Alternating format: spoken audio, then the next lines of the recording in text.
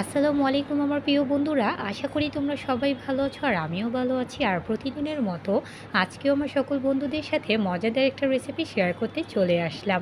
আমরা অনেকেই তো অনেকভাবে মাংসের আইটেম রান্না করে থাকি, তবে আজকে আমার সকল বন্ধুদের সাথে শেয়ার করছি একদমই ইজি ওয়েতে বাটা মশলা দিয়ে মজাদার গরুর মাংসের ভাজার রেসিপি। আর যেহেতু আমি বাটা মশলা দিয়ে রান্না করছি, তাই এখানে আমি বিভিন্ন রকমের মশলা বেটে নিচ্ছি, জায়ফল, জয়িত্রী আর সাদা গোলমরিচ একসাথে বেটে নিচ্ছি। এর আগে আমি রেসিপিটা শেয়ার করছি, তবে আজকে বাটা মশলা দিয়ে রান্না করছি। যখনই বাসায় গরুর মাংস আনা হয় এই রেসিপিটি রান্না করা হয়, কারণ রেসিপিটি এতটাই টেস্টি যে প্রশংসা না করলেই নয়। আর এখানে আমি এখন 3টার মতো পেঁয়াজ কুচি নিয়ে নিয়েছি। তোমরা এই ভাজার রেসিপিটা রান্না করার জন্য যত বেশি পেঁয়াজ নিবে এই মাংস ভাজার রেসিপিটা খেতে ততটাই টেস্টি হয়। আর এখন পেঁয়াজটাও আমি বেটে নিচ্ছি। আর সব মশলা আমার একে একে বাটা হয়ে গেল। আর এখন হচ্ছে আমি মাংসগুলো একটু ছেঁচে নিচ্ছি, এতে মাংসগুলোর ভিতরে সুন্দর মতো প্রতিটা মশলা ঢুকবে, তাই আমি মাংসগুলো একটু ছেঁচে নিচ্ছি। আর তোমরা চাইলে এই মাংসর রেসিপিটা যে কোনো ঘরোয়া অতিথি আপ্যায়নে অথবা অনুষ্ঠানেও রান্না করতে পারো, আশা করি ভালো লাগবে। আর এখানে হচ্ছে সব মশলা একসাথে বাটা হয়ে গিয়েছে। আর গরুর মাংস ভাজার রেসিপিটা রান্না করার জন্য সব কিছু একসাথে রেডি করে নিলাম। চলো বন্ধুরা, তাহলে কিভাবে রান্না করছি তোমাদের সকলের সাথে শেয়ার করা যায়। আর এখানে আমি এখন গরুর মাংসটা ছেঁচে নিয়েছি, একটা বলে নিয়ে নিলাম। আর এখন একে একে সব মশলা মিক্স করে দিচ্ছি। এখানে আমি পেঁয়াজ বাটাটা দিয়ে দিলাম।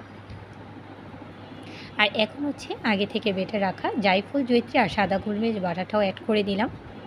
আর সাথে দিয়ে দিচ্ছি হচ্ছে বেশি করে আদা রসুন বাটা, কারণ মাংসের যে কোনো রেসিপিতে একটু আদা বাটা বেশি করে না দিলে খেতে ভালো লাগে না। আর এখন হচ্ছে অল্প একটু মরিচ আর হলুদের গুঁড়া দিয়ে দিলাম, এটা মাংস ভাজাটাতে একটু স্পাইসি ফ্লেভার আসবে আর খেতেও ভালো লাগবে। আর সাথে দিয়ে দিচ্ছি বেশি করে পরিমাণ মতো লবণ, দিয়ে সব কিছু দিয়ে একসাথে ভালো মতো মশলাগুলোর সাথে মাংসগুলো মেখে নিচ্ছি।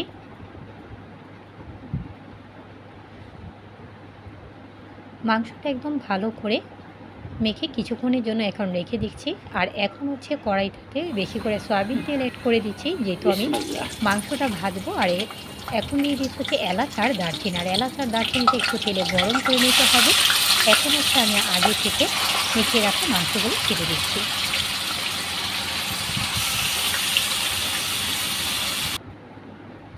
আর এখন মাংসটা আমি ভালো করে নেড়ে চেড়ে নিচ থেকে উপর পর্যন্ত নেড়ে দিচ্ছি। বন্ধুরা, এই মাংস ভাজাটা এতটাই টেস্টি হয় যে তোমরা একবার খেলে আর হয়তো এই স্বাদ কখনোই ভুলবে না। একবার হলেও বাসায় ট্রাই করবে। আশা করি আমার সকল বন্ধুদের কাছে রেসিপিটি ভালো লাগবে। আর মাংসটা আমি কোনো রকমের পানি অ্যাড করছি না, কিছুক্ষণের জন্য ঢেকে রাখছি, কারণ মাংসটা হতে একটু সময় নেবে। আর কি নাটা তুলে নিচ্ছি। দারুণ একটা ফ্লেভার আসছে বন্ধুরা, যা তোমরা পাচ্ছ না। তোমরা পেতে হলে কিন্তু অবশ্যই একবার হলেও এই রেসিপিটি ট্রাই করো। আর এখন আবারও ভালো করে নেড়ে চেড়ে নিচ্ছি। আর এখনও তোমরা দেখতে পাচ্ছ যথেষ্ট পানি উঠেছে রান্নাটাতে। এটা যত পর্যন্ত তেল না ছাড়বে তত পর্যন্ত রেসিপিটি একদমই হবে না, তাই আবারও কিছুক্ষণের জন্য ঢেকে রাখছি। ঢাকনাটা তুলে নিচ্ছি বন্ধুরা আবারও। আর এখন চুলার আঁচটা বাড়িয়ে একদমই মাংসটাতে তেল চলে আসলে তারপর আমি অ্যাড করে দিব হচ্ছে কাঁচামরিচ।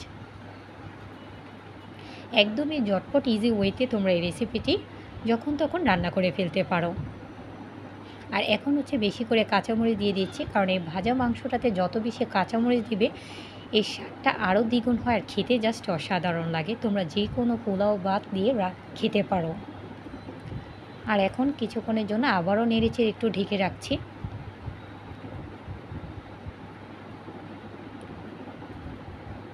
আর তোমরা দেখতেই পাচ্ছ বন্ধুরা, রান্নাটা একদমই কমপ্লিট আর ইজি ওয়েতে হয়ে গেল মজাদার গরুর মাংস ভাজার রেসিপি। তোমরা কিন্তু অবশ্যই বাসায় একবার হলেও ট্রাই করবে। আর লাইক কমেন্ট শেয়ার করতে ভুলবে না।